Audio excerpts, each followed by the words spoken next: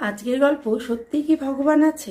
একবার এক শিষ্য তার গুরুকে জিজ্ঞেস করলো, আচ্ছা গুরুদেব, সত্যিই কি ভগবান আছে?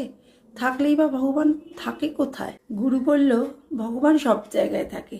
ভগবান এখানে আছে, ভগবান ওখানে আছে, ভগবান তোমার মধ্যে আছে, ভগবান আমার মধ্যে আছে, ভগবান এইভাবে সব জায়গায় বিরাজ করছে। তারপরে একদিন কোনো একটা কাজের জন্য আর কি শিষ্যটা ওই গ্রাম থেকে অন্য গ্রামে যাওয়ার জন্যে বাড়ি থেকে রওনা দিল। রাস্তায় চলতে চলতে সেই শিষ্যটা হঠাৎ দেখলো যে একটা হাতি দৌড়ে দৌড়ে তার দিকে এগিয়ে আসছে। হাতির ওপরে তার মাউতটা বসে আছে, আর সেই মাউতটা জোরে জোরে চিৎকার করে বলছে, রাস্তা থেকে সরে যাও, রাস্তা থেকে সরে যাও। ওই হাতিটা পাগল হয়ে গেছে। কিন্তু ওই শিষ্যর মাথায় তার গুরুদেবের কথাটা ঘুরছিল, যেটা কিছুদিন আগে গুরুদেব বলেছিলেন। সে ভাবলো, তাহলে গুরুদেবের কথা অনুযায়ী ভগবান যদি সব বস্তুর মধ্যে, সব প্রাণীর মধ্যে থাকে, তাহলে এই পাগল হাতিটার মধ্যেও নিশ্চয়ই ভগবান আছে। আর ভগবান